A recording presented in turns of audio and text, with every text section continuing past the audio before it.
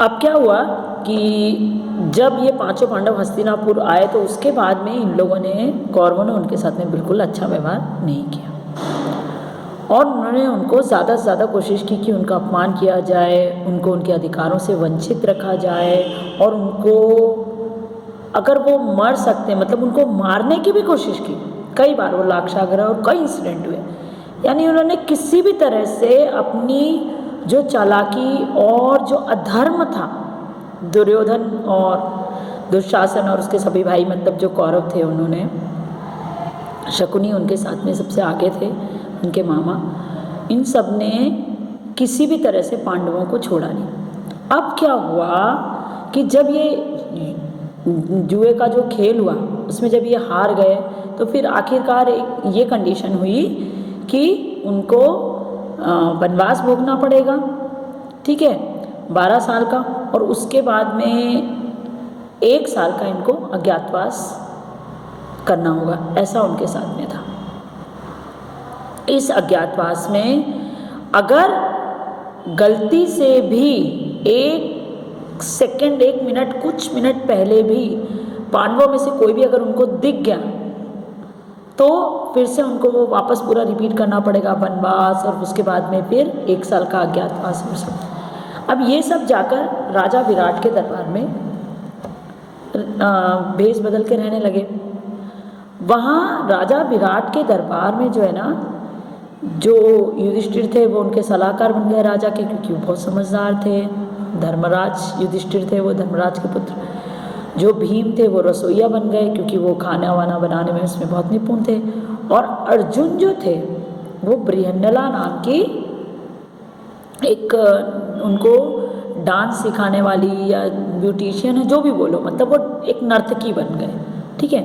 उन्होंने ये डांस की शिक्षा उन्होंने ली थी इंद्र के दरबार में। एक बार जब वो गलती से या जैसे भी उधर इंद्र के दरबार में, स्वर्ग में पहुंच गए थे, उनके इंद्र के दरबार में पहुंच गए थे तो, और जो नकुल और सहदेव हैं, एक उनमें से घोड़ों की देखभाल में लग गए, है ना, उनके उसमें। तो मतलब इस तरह से करके ये लोग अपने काम पे लगे। और जो द्रौपदी जो थी वो राजकुमारी उत्तरा, राजा विराट की जो पुत्री थी, उत्तर और उत्तरा 2 भाई बहन, है ना, राजा विराट के बच्चे। तो उत्तरा जो थी जिसकी शादी अभिमन्यु से हुई थी, उसकी और उनके मतलब रानी की जो है वो पर्सनल दासी बन गई और उनके साथ ही रहती थी पूरे टाइम। तो रानी का जो ब्रदर था कीचक, महामंत्री कीचक, बहुत ही चरित्रहीन, बहुत खराब इंसान था। अब वो द्रौपदी को बड़ा परेशान किया करता था।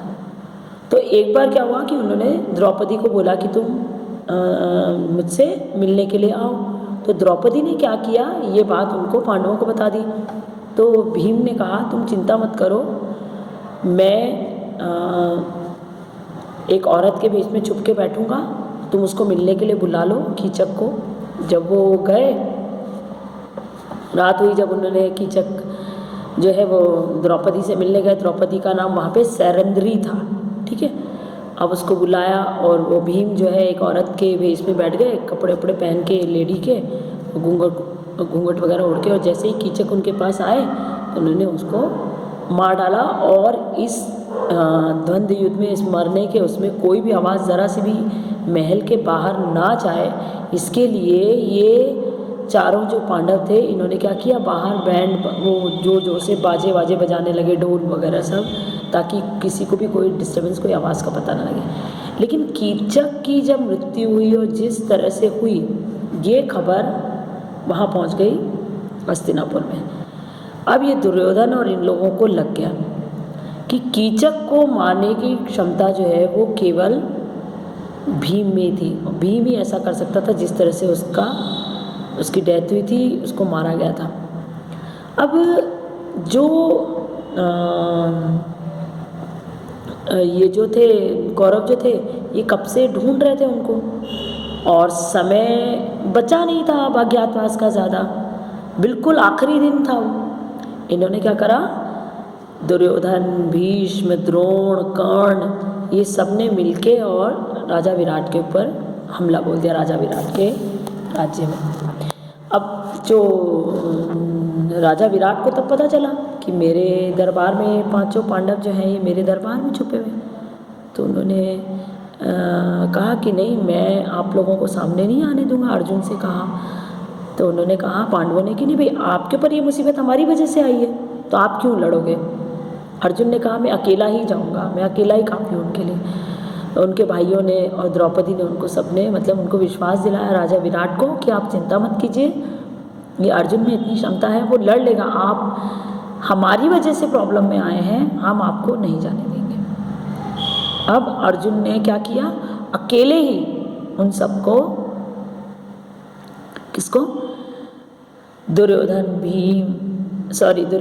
दुशासन, कर्ण, शकुनी, द्रोण, जो भी थे पूरे के पूरे सबको मार भगाया, उनको हरा दिया। अब तब तक क्या है, जब तक उनकी सब बात खुली, वो लोग सामने आए, तब तक सूर्यास्त तो हो चुका था, तो वो दिन खत्म, लेकिन वो मानने को तैयार ही नहीं थे। फिर इनको तो किसी भी तरह से यही लगने लगा कौरवों को कि ये पांडव अब हमारा है, हमसे ये ले लेंगे राज्य, हस्तिनापुर राज्य जो है। उन्होंने उनको उनका अधिकार तो कभी दिया ही नहीं था। तो ऐसे में कोई भी युद्ध तो कोई भी नहीं चाहता था, बर्बादी के लिए भी युद्ध होगा। ये कौरवों की तो मति मारी जा चुकी थी, उनको तो कोई सही गलत का समझ में ही नहीं आ रहा था। तो फिर कृष्ण जो है वो जब ये लोग वापस आ गए तो वो शांतिदूत बनकर दुर्योधन के दरबार में गए उनसे बातचीत करने, उनको समझाने के लिए। दुर्योधन ने कह दिया कि मैं सुई की जो नोक होती है ना, उसके बराबर की भूमि भी इन पांडवों को नहीं दूंगा। मतलब हो गया फैसला कि युद्ध की स्थिति बन चुकी थी, और इतना इन्होंने तंग किया था, इतना परेशान करके रख दिया था पांडवों को। इनकी बीच में काफ़ी लंबी, काफ़ी इंटरेस्टिंग कहानियाँ में तो आप लोगों से मैं एक बार बच्चों से ये ज़रूर कहूँगी कि अगर आप लोगों को आइडिया नहीं है तो ये महाभारत की कहानी एक बार ज़रूर पढ़ना, काफ़ी इंटरेस्टिंग भी और काफ़ी सीख वाली। इसी में ही तो सारा ये गीता का जो है बनना, उसका बोलना, गीता का लोगों के सामने एक बहुत बड़ी लाइफ की काफ़ी बड़ी फिलॉसफी का आना। अब क्या हुआ कि युद्ध के दिन आ गया सामने, ठीक है। तो जो अर्जुन थे उन्होंने देखा कि उनके सामने उनके गुरु, उनके भाई, उनके दादा सब लोग थे। तो उनके मन में एक मोह जाग गया। It is also said that the Gita is meant to make Arjuna willing to fight by removing his inclination towards non-violence. In my opinion, this view also is not right. To understand this point, we have to examine Arjuna's standpoint. अच्छा, लोगों को क्या लगता है कि Arjun non violent यानी अहिंसावादी हो गए थे। इतना वीर, इतना महान क्षत्रिय, दुनिया का सबसे वीर पुरुष जिसे कहते हैं अर्जुन, सबसे अच्छा योद्धा है ना, उसको कायर मानना या अहिंसा की तरफ मुड़ने वाला मानना, ये बात कुछ समझ में आ नहीं रही। तो हम अर्जुन का जो स्टैंड पॉइंट है यानी उनके तरफ से भी हम थोड़ा समझ लेते हैं। क्या कहा है राइटर श्री विनोबा भावे जी ने, arjuna had come to the battlefield with a firm resolve and a sense of duty. Dutiful तो वो लोग सभी थे। अर्जुना तो ये सोच के ही आए थे अर्जुन कि हाँ मुझे अपनी ड्यूटी पूरी करनी है और ये युद्ध तो हमको हर हाल में जीतना है, यानी धर्म की अधर्म के ऊपर विजय प्राप्त होना, विजय होना बहुत ज़रूरी हो गया था। Being a Kshatriya, fighting was in his blood. Every attempt to avoid war had failed. The Pandavas had pitched their claims at the minimum and Krishna himself had tried to mediate. Krishna भगवान मैंने बताया ना शांतिदूत बनकर गए। बेचारे जो पांडव थे उन्होंने अपना अधिकार बहुत लोएस्ट उसमें मांगा, बहुत बार उन्होंने झेला किया, बहुत कोशिशें हुई कि किसी तरह से वॉर टल जाए, लेकिन ऐसा पॉसिबल नहीं हो पाया। But all in vain, making the war inevitable, ये वॉर टाली नहीं जा सकती थी। In these circumstances Arjuna had brought together many kings, made Krishna is charioteer, यानी कि कृष्ण उनके सारथी थे ना, बोलते हैं ना उनको, भगवान कृष्ण का एक नाम है ना पार्थ सारथी, पार्थ यानी अर्जुन, अर्जुन के सारथी। उस टाइम में क्या होता था, मोस्टली जो मदर्स होती थी ना उनके नाम से बेटों को और फादर्स के नाम से बेटियों के नाम जुड़े होते थे, या उस तरह से उनको बुलाया जाता था। जैसे जो पृथा, कुंती जो थी ना उनका एक नाम पृथा था, इसलिए अर्जुना को सब पार्थ बोलते। और जैसे सीता जी, वो राजा जनक की बेटी थी, तो उनका नाम जानकी। द्रौपदी राजा द्रुपद की बेटी थी, तो उनका नाम क्या पड़ा, द्रौपदी। पांचाली भी बुलाते थे उनको, है ना। अब क्या हुआ, arjuna had brought together many kings, made Krishna his charioteer and is now on the battlefield. He asked Krishna with heroic ardor, place my chariot between the two armies so that I can have a look at the people who have assembled here to fight with me. Krishna complies. Arjuna looks around and what does he see? भाई जैसा अर्जुन ने कृष्ण ने कहा कि दोनों सेनाओं के बीच में मेरा रथ जो है, मेरा चैरियट लेके चलिए, कृष्णा ने वैसा ही किया। अब अर्जुन की नज़र पड़ गई सामने, उन्होंने क्या देखा, Krishna complies, Arjuna looks around and what does he see, he finds his kith and kin, उनके रिश्तेदार, relatives, near and dear ones, arrayed on both the sides. He finds 4 generations of his own people intent on fighting to the finish. उनके 4 generations उन्होंने देखा कि बिल्कुल fighting को और बिल्कुल फिनिश होने को तैयार थे, आर या पार, ये स्थिति थी। It is not that Arjuna had no idea of what he was going to see.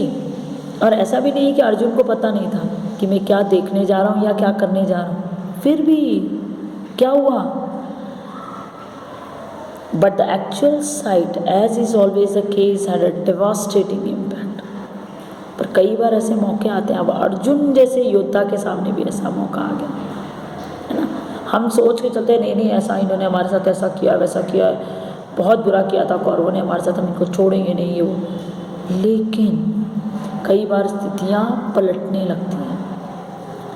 Seeing his kinsman on the battlefield, Arjuna lost his nerve and deep anguish assailed his heart. दुख जैसे उनके मन पे, उनके अंदर जैसे उनके सामने एक छा सा गया था दुख, और एक भ्रम की, मोह की पट्टी उनकी आंखों के सामने मोह का पर्दा लहराने लगा था अपने सारे रिश्तेदारों को देखकर, है ना।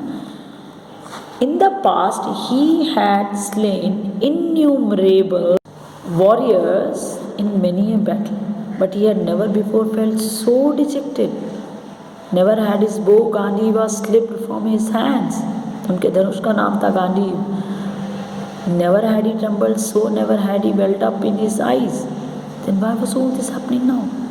Was he coming to abhor violence like King Ashoka? क्या वो सम्राट अशोक की तरह अहिंसावादी होने जा रहे थे, अहिंसा परमो धर्म? Certainly not. It was nothing but attachment to his kith and kin.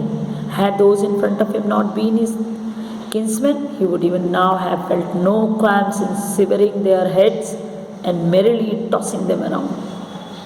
अगर उनके सामने उनके किथ एंड किन, उनके भाई बंधु अगर नहीं होते तो सबकी गर्दनें उड़ा रहे होते बैठ के।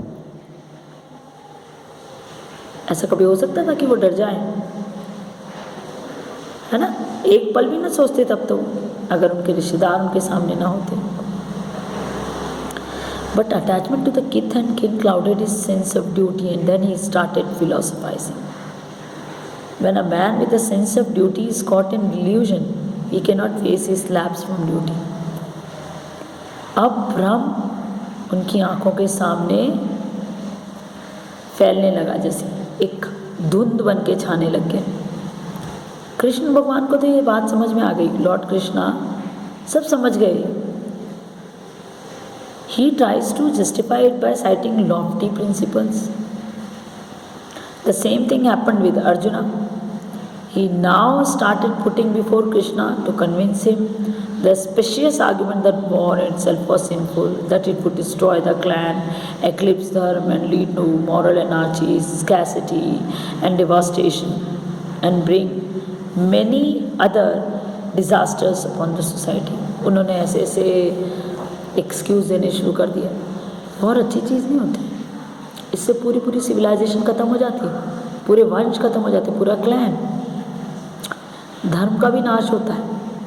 इस तरह की बात करने लगे। I am reminded here of the story of a जज, he had sentence to death hundreds of criminals. यहाँ विनोबा भावे जी जो राइटर हैं वो हमें एक जज की स्टोरी बताते हैं। एक बार क्या हुआ, एक जज था। जज आपको पता है ना, फैसला सुनाते हैं कोर्ट्स में। अब उसके सामने कई सालों से कई बार ऐसे ऐसे केस आए, कोई मर्डर के केस, कभी कोई, तो उन्होंने कई लोगों को सेंटेंस टू डेथ दिया था लिख के, मतलब कई लोगों को फांसी पे चढ़वाया था। एक बार क्या हुआ कि उनका अपना बेटा मर्डर के जुर्म में, उसके जुर्म में, अपराध में उनके सामने लाया गया, तो उन्होंने क्या कहना शुरू कर दिया। जज ने कहा फांसी कोई अच्छी चीज़ नहीं होती है भाई, जिस व्यक्ति को हम लोग फांसी दे रहे हैं वो व्यक्ति क्या हमारे फांसी देने से सुधर जाएगा?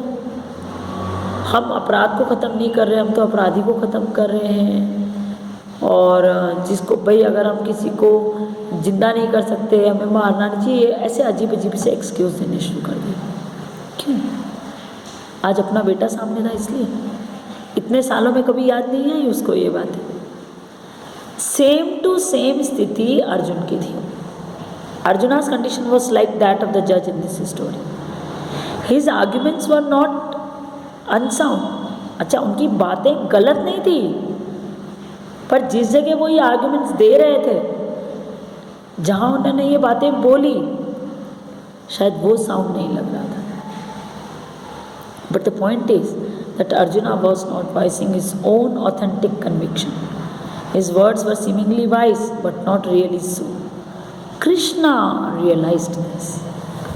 भगवान कृष्ण को समझ में आ गया कि बातें तो वो सही बोल रहे हैं, अच्छी भी बोल रहे हैं, अर्जुन को सूट नहीं हो रही थी, इस परिस्थिति में सूट नहीं हो रही थी एक्चुअली, जो परिस्थितियाँ कौरवों ने पांडवों के लिए बना दी थी अब तक।